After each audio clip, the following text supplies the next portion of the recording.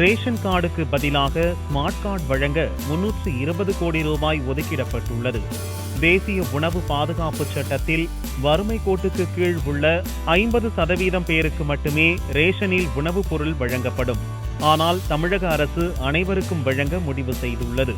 அதேபோல உணவுப் பொருள் வாங்குவோரின் கார்டில் குடும்ப தலைவராக குடும்ப தலைவியின் பெயர் இடம்பெற வேண்டும் என்றும் அறிவுறுத்தப்பட்டுள்ளது. இவர்களை தேர்வு செய்யவும் புதிய ஸ்மார்ட் கார்டு வழங்குவதற்காக ஆதார் எண் சேகரிக்கவும் கள ஆய்வினை வருவாய் மற்றும் ஊரக வளர்ச்சித்துறை ஊழியர்கள் நடத்தி வருகின்றனர்.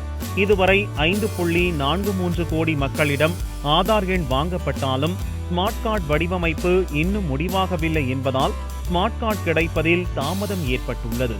இதனால் தற்காலிக ஏற்பாடாக 6 மாதங்களுக்கு பழைய ரேஷன் கார்டுகளை பயன்படுத்தும் வகையில் உள்தாள் மட்டும் ஒட்டப்பட உள்ளது.